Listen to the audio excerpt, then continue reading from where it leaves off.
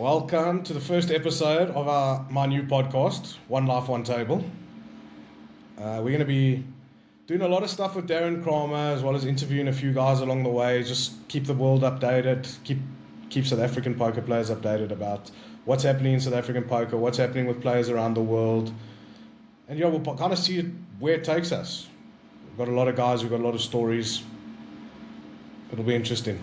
So my first guest, Darren Kramer, I don't know if I can get this man to sit still for 20 minutes while I speak to him, but once I get him started, we might be here for 3 hours. Thanks for coming, Darren.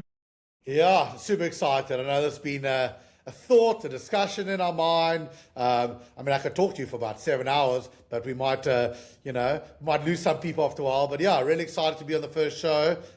So much to talk. I don't even know where we're going to start. But yeah, just thanks for inviting me. I think the starting point is the pain of Las Vegas. Yeah, for some of us, many dreams. Yeah, many dreams are made and many, many souls are crushed. But yeah, I think it's a great place to start. I think it's something I've been for, I think it's 15 times, something crazy. Yeah, these grey hairs or whatever, turn the age. But you yourself, I think it's a lot to unpack there. I think, I've always had this great joke or conversation with you. You were South Africa's number one, chance to win a bracelet. Well, that's gone. We'll unpack that later. But I think it's very interesting to sort of chat to you about your whole Vegas experience, because you're one of those people that, if you're one of the very few that do it properly, right? You commit to going there. You spend a lot of time. You get in volume. Tell us, how was it? How many tournaments did you play? What was kind of the plan or the idea, when you want to go to Vegas this year? Look, this year was a little bit different for me. It's the first time I decided to take on the social media stuff. Being somebody who's just kept to myself in terms of social media my whole life. And then, I saw an opportunity. We'll see what happens with it. I went me and a camera. Last year I went for 7 weeks. This year, due to some family commitments, I could only go for 3.5. Landed up being 4.5 because I couldn't help myself. Yeah, Vegas is Vegas. Vegas is great when things are going well and there's poker every minute of the day and you can keep playing and no one ever wants to stop and there's endless opportunity. And when it's going badly, it's just like this never-ending pit, because you feel like while you're there, I'm here, I'm meant to be playing, I might as well keep firing, and then you blink and you're in for 15 bullets in one event and you're just like, well, I don't know what I'm doing here. Yeah, it is one of those things, I suppose, the more and more you go, you actually have to have quite a lot of self-discipline, right? The temptation to go between casino to casino. Did you kind of have it really set out in black and white what events you're going to play? Or it was more like you had an outlay of what you sort of thought were necessities and the rest you would kind of how you felt in that moment? Yeah, so I pretty much had a list of events that was in necessities. And then I had a list of what's going on every single day. And I woke up in the morning and was like, okay, this looks like it's going to be the best value. In terms of discipline, I think this year is a lot better than what I have been in the past. I fired, and in some tournaments I did, I think the maximum I did was 4 or 5 bullets in one event. And that was in the monster stack, which was basically 2 bullets a day. So it wasn't like I did 5 bullets in 5 minutes. Yeah. And I cashed one of them and then didn't cash the rest. I cashed the first bullet for 7K, 1,500 buy-in, and then proceeded to fire 9,500 more in bullets to end up with a loss in the event. But I think this year, I don't know, as we get older, I suppose it calmed down a little bit. I was less jumpy and running and going to events, and I took days off. But yeah, look, in the end, I had a few chances.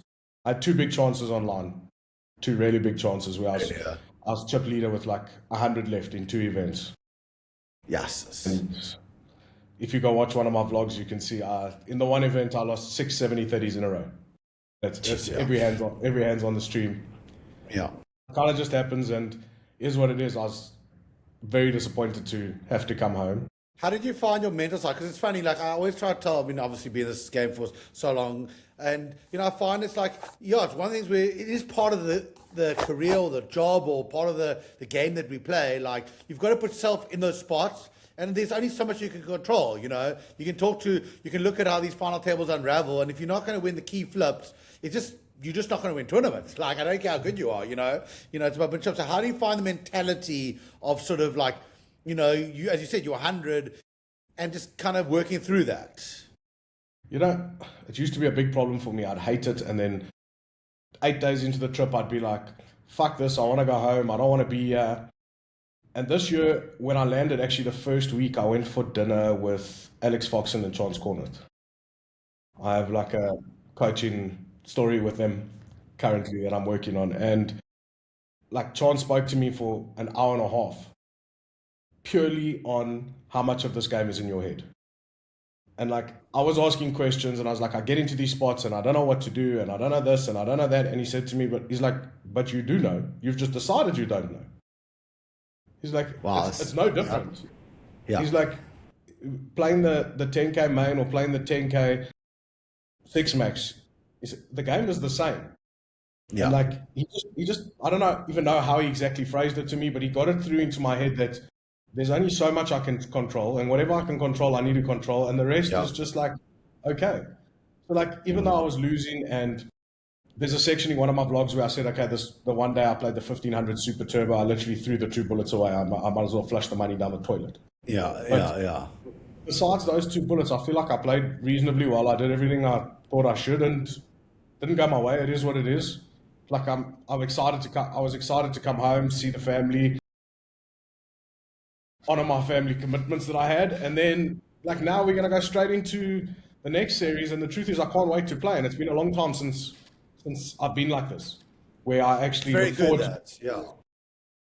There's something that Alex even Foxen was right. I saw in one of his blogs or like one of his tweets, and he's very much, it's just like even Sean Deeb in this main event. Like we all put this like, elevate this main event. And Sean Deeb was first upset he couldn't win more Player of the Year points. And he was just like, it's another tournament, right? Where every poker amateur builds up the main event. They don't want to go broke with one pair, with like the nut flush draw and gut shot. Like, yeah, these guys, the top guys that you want to aspire to be like, is just methodical, everything's the same, all of that. Just actually want to even bring on that, because you had that dinner with Alex and Chance. How valuable, like I found this like really good in my career in the beginning, and it became tough, is being there on your own Vegas. Like, how do you feel like having people around versus being on your own, having someone to talk dinner when things are going bad? It can be a pretty lonely, tough mental battle without that, right? You had that dinner, thank God, but like, it's brutal. Is horrendous. It's one of the most horrendous experiences you can have in your life, I swear. Yeah. And I've pretty much been there by myself most years that I've gone. In saying that, last year, I had my best mate George with me. It was cool. But like, it's also different because people are doing different things.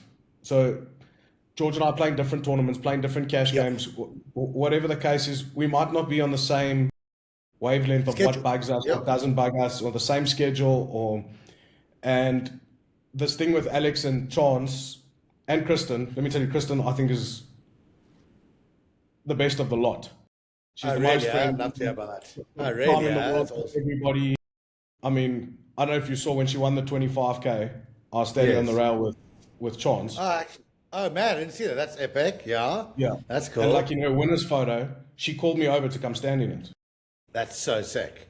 And I was like, no, listen, this is you and your mates. Like her best friends in the world are there, and whatever, and her husband's there, and there's a crowd of people. She's like, no, just come. That's so cool. Like she's like friendly and inviting, but having these people just for like those 3 minutes in a break where you walk past them, you stop, how's it going, this, that. Okay, I'm not the only one struggling. Okay, the Foxens never struggled the series, but but in general, it is a big thing. It's just nice to have somebody there, whether it be a dinner break that you just go sit and listen, or they had a guy who's part of one of their coaching programs similar to me that won the $500 mystery bounty, the opening event. 25,000. And when the final table was on, there was not 1 minute that either Alex, Kristen, or Chance was standing watching him so that he could come ask them any question he wanted for the whole final table. I mean, that is just like awesome. That's invaluable. Like, it's just the maddest thing. Like, honestly, that would make everything. Yeah. Yeah. A morning before he played, Kristen took him for breakfast. They went through their game plan. They were standing there. Then, like, at the dinner break, So when not they were on dinner break, when the other tournaments were on dinner break, like Chance sent me a message. He's like, I know you're playing this 3K.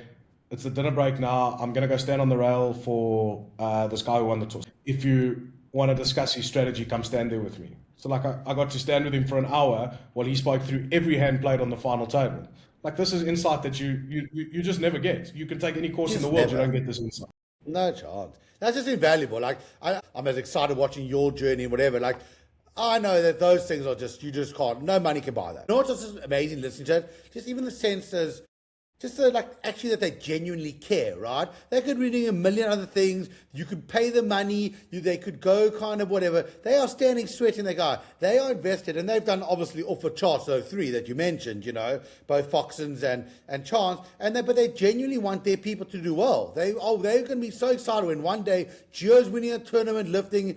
It is something special in poker. And we actually, I'll tell you something interesting, and I've chatted a lot to Rudolph about this, like, because we have a very close poker community in South Africa, right? And like even hearing that just like resonates with me. Like, I mean, I'm laughing, smiling. I'm like the excitement that when you win a bracelet or when any of my like, you know, close people win stuff, I am so excited for them. I want us all to do well. And when we're on the table, we compete and find it, you know, whatever the story is. But like, yeah, there's this level of wanting others to do well, and also caring about poker, right? Wanting poker to be a successful game. We play an amazing game, which is very different to a lot of other stuff, and it's just, yeah, it's awesome to hear that. So that's brilliant. How many tournaments would you say you kind of played in the strip?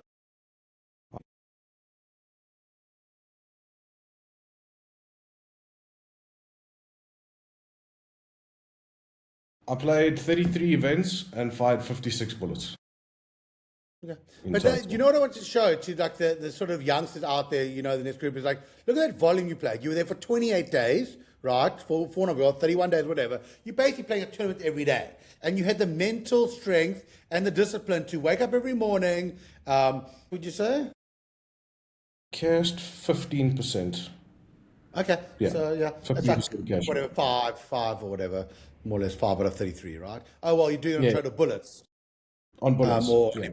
on bullets. Like, basically, one of South Africa's best poker players, you know, having to put in the volume every day, doing that, it's just, it requires a lot of discipline and acceptance that you are going to bust, that you just are. You're not going to win tournaments. I mean, people go 3, 4, 5, 6 years without winning tournaments, you know, in Vegas. Yeah, longer, never, lifetime, whatever. You know, that's just part of the acceptance, you know. You're just not going to win. It was interesting, you weren't around when Aiden won it, right? You were home already. No, I was home already. I was just gonna say, you know, you say you're not gonna win tournaments and you're gonna keep trying. The man, Mr. Hayden Jacobs, walked into Vegas, was there for 1 week, and just ripped off a bracelet. 21 years and 2 weeks old. I mean, how insane is that? Yeah, I was about to say, Jesus, third youngest ever. I mean, that's a crazy story. Like, I'm actually meeting him for lunch tomorrow. Chad, like those are just amazing stories. They're inspirational. They're like, you know, they just grow the game that we love. And yeah, no, it's insane what he did. He did no idea what he did. How big this actually is. And like the sad truth, he's really good. I know he puts a lot of work in. They got a group of guys that all work together. But the actual reality of it is he might never win another one. I mean, he's probably favourite to never win another race. Yeah, he's definitely favourite to win another one. Yeah, and he's like, over 60 years, 50 years. I mean, people... Yeah, he ripped it off first time. Might make him think it's going to be easy. Yeah, but it's going to be extremely tough. I think you're right. He doesn't understand the magnitude of what he's actually done.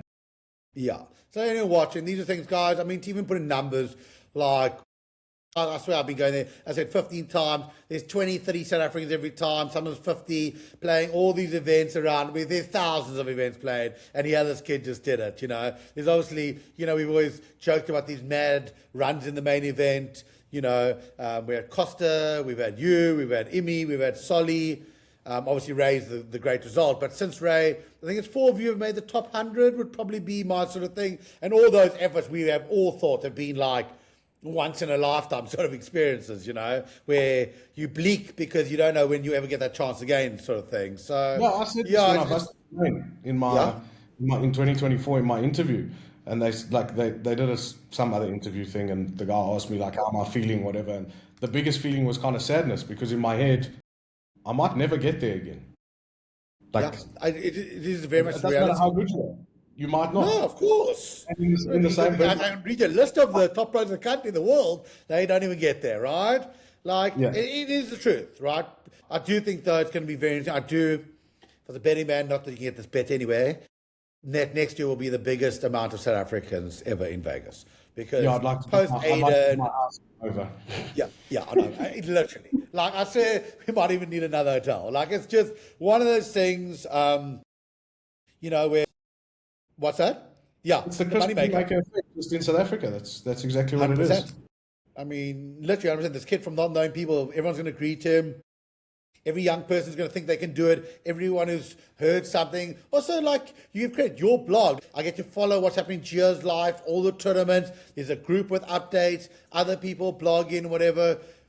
Everyone got so connected to so many of these results. And there were a lot of very, deep sweats. You had 1-2 deep sweats. Jared went deep in 1-2. Bram van Hastings had a very deep run. There were a lot of South Africans that did some pretty mad, Sean Bloom was deep in one event, very deep. I had a couple of runs. Yeah, wasn't it Ray? Edgar? Didn't Edgar make a final table? Again? Phew. The same final table. I don't know if he made it 2025 and 2026 or 2024 and 26. But he's made the same final table twice. That's another anomaly. No, that's another anomaly. It's not in a tournament that's got 8,000 runners. He must have the secret sauce for that tournament, I need to ask him. So, and if I'm not mistaken, it's the same tournament Moaz made the final table of in the year in the middle. Nah, surely. Was that? Ooh, no, really? Sure maybe the schedule's changed because Moaz was later in, I say, wasn't Moaz like the A6 or his A6? He came 7th or something, right? 6th or 7th? 7th, yeah, I remember that. I'm pretty sure it's the same tournament that we've had as South Africa. And then, last year we had Tanith make 2 final tables. Also her first trip to Melbourne. Yes, that's just another insane sort of thing. I don't think we align on this. Next year they might need an SAA plane to get us there. Next year maybe we just book a whole airplane and take everyone together. Yeah, whole airplane, whole hotel, whole restaurant. See you guys there. I haven't changed my perspective. I'm turning left. You can put who you want in the plane. Yeah, exactly. I'll meet you there after. Exactly. Jesus, yeah. So and now everyone's back. And I was going to say, everyone's got back in the last sort of week. Some people went via Europe to celebrate the godfather of SA Poker, Rudolph Rees' birthday. It looked like a blast. I was getting a lot of pictures and videos and stuff. It was awesome. There isn't many greater, nicer, more generous man than that. Let me tell you what. I don't even know if he's listening or not, but you don't get better than that guy. He is just great. He's a great human being. When we talk about the family of poker and we talk about this community, he's just one of those connecting souls. He just brings us all together. He's just one of these special people. But yeah, we're all back, and it's not like I need to announce it, but even it's happening. Something very unique to South African poker. Huh? You can do it because it is your baby. Today or tomorrow, there's a 100K event. Tell us about this. Yeah, so basically at the moment, I just think there's been a bit of a lack in the super high roller fields in South Africa. And I think it's very much because of this community thing you've spoken about. And if it's not somebody that's in the community that's involved in actively trying to get this together and speaks to the right people, they kind of just seem to fail. And we saw this, Mark was very good at these super high rollers because Mark's smack bang in the middle of the poker community and he could always get players and get numbers. And then with Sunbet being rebranded under new management, they had a super high roller a couple of months ago. It got cancelled. It's very difficult to get people to sit. Everyone kind of stands around, they watch what's going on. Is this one sitting? Is this one sitting? Is the field going to be good? And I basically had a chat with Gary Lenton, the owner of Shuffle Up Poker, and I said to him, why don't you guys just contract me to do the super high roller and let's just try. Let's see what happens. And they're very accommodating. They changed the schedule to what I wanted. They changed the structure to what I wanted. They changed the buying to what I wanted. So basically instead of having a 70K re-entry that, in my opinion, would have got 11 players, we're going to have... Maximum, yeah. We're going to have a 100K freeze out. At this point, it was limited to 27 players. At this point, there are 25 seats sold. There will be. That's unbelievable. I'm not joking. That's a record in South African poker. I genuinely can tell you, there's even in Cape Town when they build it up and they get, because Cape Town generally somehow on the Super High Road does give it, you're getting 13, 14, 15 if you're crushing to sit. Like you're just not. Yeah. You know, so that's amazing that, yeah. I took the approach of like old school poker where all the stacks are going to go and play from the start. There's no re-entries. There's no late reg. There's no people, oh, this looks great. We're going to max late reg with 20 blinds. Like everyone's going to sit down. Everyone's going to play. Everyone's got a fair chance. And let's see who comes out on top. The truth is with this tournament, I think I got a little bit unlucky because there are 5 or 6 players that would 100% play that just happened. This doesn't fit into their schedule, you know? Yeah. So like, he's probably even one of the favorites in the tournament. Nicky Young, who's away for the out of the country. Yeah. Our son, out of the country. Nick Zacken, out of the country. Yeah. Ray Adam, out of the country. Yeah. Edgar Tazana, out of the country. Yeah.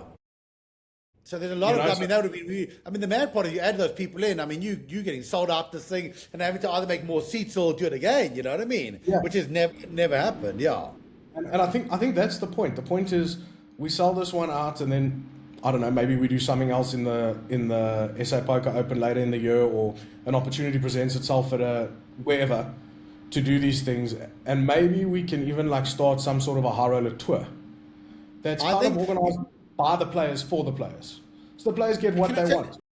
Yeah. Do you remember Alpha 8 and all of that, right?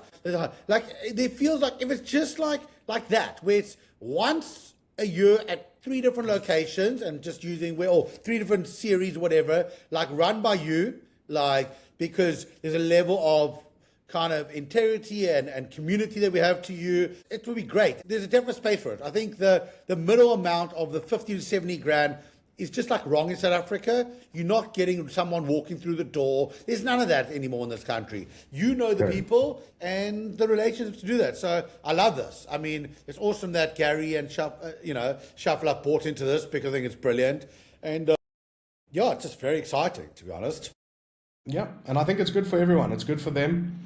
It's good for us. We get to play in these tournaments that wouldn't have happened otherwise. And it's good for all the youngsters in poker that need something to aspire to.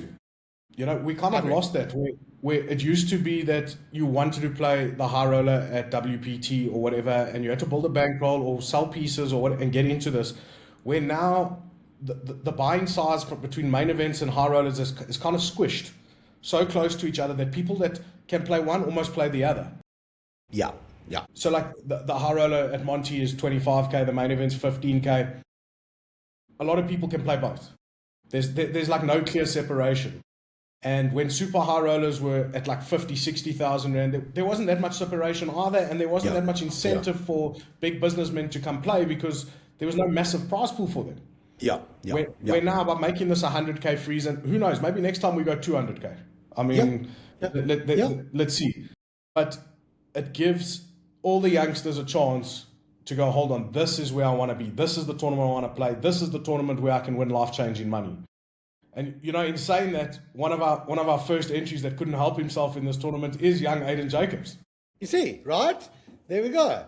Like, you know, he has a kid who's dreamed of that, realized one dream, and now he's getting to play in that. I just want to get back on that point, which I like about inspiration and people sort of being like, the dream. We've missed that a lot in poker, right? In this country. It's all very flat. I go to tournaments. I played a tournament with you the other day, whatever, in Joburg, and they were like, you and I max late rage. There were like 8 people. We joined in. It was like in the sideline. There was nothing about it. Like it could have been a 1,000 Rand freeze out. It was a joke, right? Like on that. You know, here you've created this like aspirational thing. And in poker, that is what we need to create, right? Where someone works, builds their bankroll. We talk about all these kids, and these kids are really inspirational in what they're trying to do. The Rickies, the Jonos, the Daniel Scotts, the Aidens, and like they've now got, and they've all got a piece of Aiden and whatever. Like I found out all of them, literally. Like this is the inspiration for all of them, right? And they seeing that their friend got there, now they want to get there.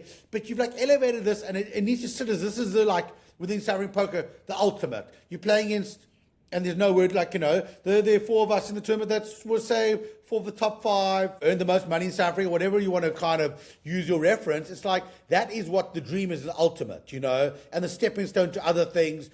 I think that's what's so cool. You created this, and I loved your idea, which, is my first insight is maybe this is a stepping stone to 3-4 year where it's in this exact format. People looked after nicely. You get very big business people. And as you said, you start increasing it. It's 100, 150, whatever, 200. It really suits or helps the levels the playing field with a business person, because most times, 99% of the time, the business person has a lot more money than the poker player. So, 100%. It's a leveler. It's what Triton did, right? Well, no. Yes, exactly, right? Then, Also, the nice part of you is like, find your fingers on the pulse with what's happening in poker in the world and Triton and all these things. So it's like you just can be so creative and just use what you do. You can curate it to suit. Like the sitting down at the start is amazing, because I'm one of those culprits sometimes, right? Rather than Thursday, whatever.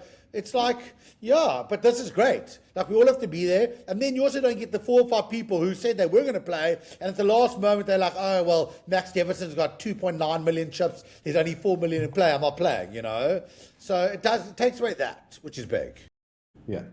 And it takes away exactly that. I mean, when I told Max this had changed to 100K freeze, he was like, but I'm only flying in on Thursday morning. So I said, but what about the 70K? He said, well, I was just going to max late reg. I said, well, buddy, you're going to get blinded out. You can come Thursday morning, but we're going to blind you out. Exactly, right? I love that. And this, in all honesty, gives the recreationals more of a chance. Way more of a chance. I love this. Way more of a chance. They don't, which is the point, Yeah. The sad truth is, well, maybe not sad. Well, the truth of the matter is, no matter how you want to look at it, the recreationals in the long term are not going to beat me 6 times, you 6 times, and Max 6 times when we can just fire unlimited re-entries, right? Yeah, I agree. But in a freeze out like this, 1 bust me, 1 bust you, 1 bust Max, and 1 bust Muaz. Suddenly the quote unquote top 4 in the country that are left, because Ahmed's still he's in the world,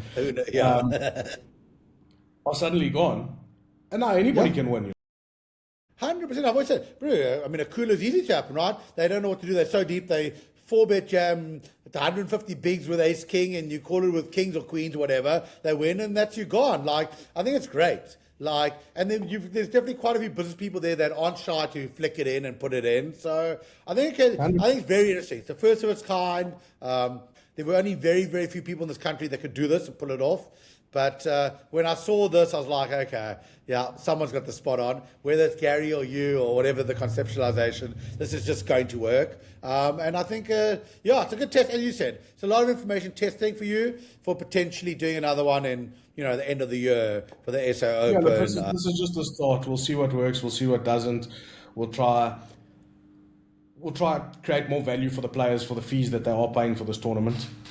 And I kind of have to see how it goes. But as a first one, I think it'll be okay. I think it'll be great. Yeah, I think it will be. Some interesting players, some lot of stories. Then I can go in depth with a lot of the players. But a betting man. Obviously, there's like you mentioned, there's Max, there's Moaz, there's you and me. Then obviously number 2 on South Africa's all-time earning list, and the man that I shared many more hotel rooms than I probably would have done out of choice, Jared Sullivan. He was definitely the legend of the tournament, sort of like when you asked about how many tournaments and cashing and discipline, he was pretty the GOAT. When I used to go play cash games and different schedules, he was there. Extremely solid, really good player. He's aging slightly, as we all are, me and him are, so he's not part of the new brigade, but he'll be there. Then obviously you spoke about Aiden. Clayton being he doesn't mind me even telling this. He's been crushing on PokerBet, the online high rollers, so he's in good form, doing well. Obviously, we've got Alvin. Yeah, Alvin. Then we've got, Rudolph, great man himself. Mark Joseph, what's from Morrico, from operator to poker crusher? That's he had a pretty good series in Vegas. Great series in Vegas, right? And now in senior events. And when I was in Tanzania, in that super high roller, there were only 3 South Africans I was playing, me, Max, and him. Let me tell you what, there was only 1 winner in that tournament. So Mark found them there. Gavin Sardini in with Craig Hartland. Gavin Sardini at the moment, I swear, could be one of the favourites in this tournament. Yeah, very interesting. He went to the Irish Open when I was in Europe and came, I think, 16th or 17th out of like a couple of thousand runners. And like if you just look at him recently, right? he seems to always get there. He's always got chips. He's always at the end. He's always at the final table. Like a series comes up, and this man just plans to play 2 events because he knows he's going to be busy for those 2 events for the whole 10 days. It's insane. Now, it's funny you say that because I was chatting to Wes Blom and Roland from Hendon Mob, and we were looking at rankings, whatever, and a lot of your stuff hadn't come through, right? But like it was quite mad that in the top 5. And we don't exclude some of these random South Africans who've never been here, whatever. But like, it was like you, Jed, like Gavin Sardini was like right up there, like in the top 3 or 4 within like points and results in tournaments. Was it Monty? He won 2 events, something crazy. Like he was like right up there. It was quite an interesting thing. Like it's massive kudos. He's really been improving his game. So it's a very good shout out by you. You know, the results have been there this year. One of the favourites. Obviously, we got Jono convinced. Hard to get him out of bed, but we finally got him for this. Kanesh, Sugen, the man who considers this a one-horse race, Henry Mansell. Now, let me tell you about this man. Let me tell you. I played him in Cape Town. He told me when there were 4 left. And there were 2, like, regs, pros, whatever you call myself, and Ben, Cade. And he's like, can we just put all the money in the middle and play for it all? Let me tell you what, there was only one winner, Henry. So Henry, very well done to you. I mean, the only tournament I've ever seen him play is in Cape Town, but you've got him out here. That's the only tournament he's played. That's his claim to fame. I think you're right. So I don't know what magic you've done. He wasn't going to play again because he had a perfect record. And then I got a phone call this week saying, count me in, I'm coming to collect the money. I love it. So if anyone wants to lay a bet on Henry, all I can tell you, he'll be running around the casino with about who knows how much cash in his pocket, just saying, lay me the max, and make sure you can pay out, you know. So obviously a good mate of yours, Sean Governor, then your best mate, George, is playing. This is another one who's become a bit of a regular on the high stakes buy-ins. Frank Chilchik, be getting a lot of results. Before we get there, let's just go back to George. It's quite interesting about George, right? Because he flies very under the radar. He's never really won a big tournament. He's never had like super success. But I found out an interesting stat about George the other day. You know that George has played 5 super high rollers in his life and cashed 5. No way. That's mad. That's not insane, right? That is insane. He's super solid. I'll tell you this. Like, maybe I don't see his cards enough, but yes, getting chips out of that guy. I'll pick my rather battles. I laugh when I'm playing with him live and he smiles at me or whatever. I'm like, okay, you win the pot. Okay. Like, he's just very solid. He really is. He's got a very good foundation. As you say, go under the radar, very solid. Will be hard to get chips in a deep structure. Even this Frank Chilchik, you know, very solid, got a lot of results. Relatively new on the scene, but not scared. Happy to put the chips in the middle. Happy to play everybody. Happy to play the biggest binds. Yeah. It's great to have him out there. One guy that another good work of yours, one guy that we haven't seen in a while. I see you got Peter De Necker to come out for this. Peter De Necker can't help himself. That's the truth. He put up a good show. Peter will be there. I love it. He's very similar to Rudolph in terms of he just loves the game. Peter just loves to play. We can tell him we're playing cash, we're playing Hold'em, we're playing for 10 grand, we're playing for $1 million, we're playing for $1 million. Peter will just tell you, I'll be there. I love it. And I think he's the kind of player that was looking for exactly this. Super high roller. So I was about to tell you, these are the guys, right, that they're looking for 100K, 200K buy-ins to fire. Yeah, that's exactly him. So we have Russell Wheatley, Ruben Woodley, and Cornelius van Schalkwyk. And obviously, as we all know, there's a few hours to go, so there might be 1 or 2 last-minute entries. You know, there's been a few whispers around the grapevine of a few guys. So, yeah, it's just an amazing field you put together here, to be honest, looking at this. It's, it's super exciting. It's going to be a real challenge, a real battle, you know, to kind of see who can play really deep-stack poker. I'll tell you what, I'm very interested to see Craig Hartland's approach to this tournament. Yeah. Craig's record of note is, at the moment, is pretty good. For charts. He's had some phenomenal results in the last couple of months / 1 year. But this will be a true test for him. Yeah. See if you can, Let's make see a when he step comes up. up against the big guns, Yeah. how he steps Yeah. up. There's going to be some very interesting stories and lines to this, as people are going to have to navigate. So there's going to be a lot more interesting, a lot of short-handed play potentially. Is it 8-handed or 9-handed? Nine-handed. Cool, 9-handed. So, As much as I like the 8-handed, you like the 8-handed, I've come to realize the recreational, they just want to have fun. Yeah.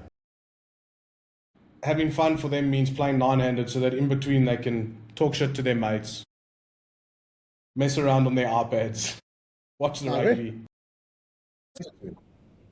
I think that should be first and foremost, to be honest.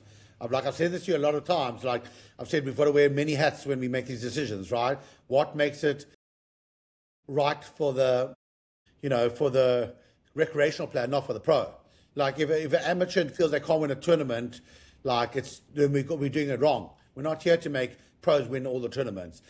What's your opinion on shot clocks? So we have decided this will have shot clocks. 30-second shot clock from the first hand. Love it. We're going to be a little bit generous, give people enough time banks, so they'll get 10 time banks to start, they'll get 5 more on the final table.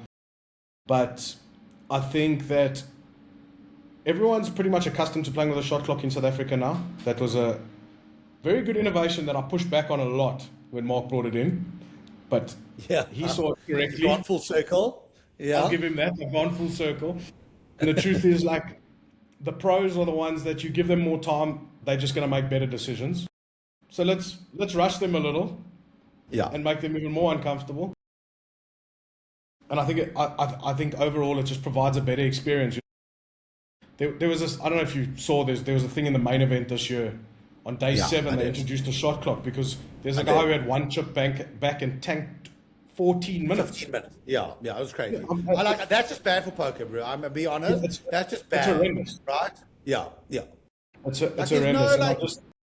While shot clock are not the perfect solution, like chess, putting in a chess clock is the perfect solution. Because the shot clock doesn't reward the people who do act fast all the time and in one time need a decision. Unfortunately, I believe what's her name has chess clocks now, Triton, and maybe that's something we can look at going forwards. But currently, it's not really a solution anybody has except Triton. Yeah. I agree. So for now, shot clock's the best next thing, and I think it's just definitely. It makes the experience for a recreational player just better, right? They're not going to know about laddering or exactly all these things and watching at every table, knowing the stacks. It's just going to create that they're just feeling that someone's taking another edge on them, and we just got to reduce all of that stuff. I think it's a great decision. So we'll have 2 seats available. I think this will go out today. I'm pretty sure I can get this out today. I mean, that'd be awesome. So guys, if anybody's watching it, you can contact me. There's 2 seats. I love this. 24 hours to go. Fly up, get a plane. I'm flying. Anyone from Cape Town? I don't know. It's SAA 602. I saw a few open seats on their plane. Jump on. It's going to be awesome. It's going to be exciting. It's in the normal room, right? Am I correct? Where we normally play? Cool. Yeah.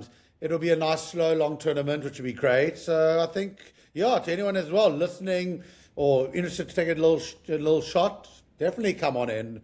And the good part is for the people that aren't coming there, I've convinced Gio that don't worry, next week or so, we'll do a review on the whole tournament. So you'll get live from 2 guys playing. Hopefully you don't get the same table, where we'll be able to just break it down. It might be quite a cool thing to go, how was it a success? How was shot clocks? How was the tournament? All these things that kind of give you guys an insight who aren't able to be there, or maybe there aren't as many updates. Because the same like with Vegas, I loved having updates. Here's going to be your place where we're going to try to keep you informed and give you updates on what's happening. So, happy about that as well. There's a small chance that the final table might be soft streamed.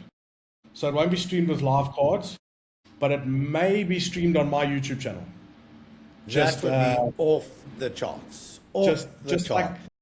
From an outsider's perspective, kind of. So we're not even sure what it looks like. It's just something we're considering trying. Either way, I'll have vlogs every day. Good. We'll have my Instagram. And Darren and I'll definitely do another one of these where we catch up, and maybe we make this a bi-weekly thing, maybe a weekly thing, depending on how much is going on in South Africa. And, for those who are not playing the 100K, there's tons of events at Monty this week. Yeah.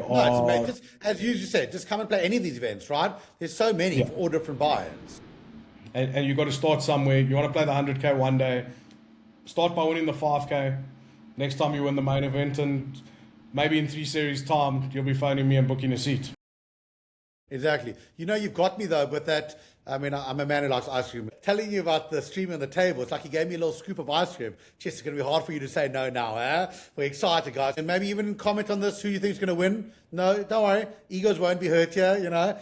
Let's have a little side bet here between me and you. Yes. Whose name gets the most comments?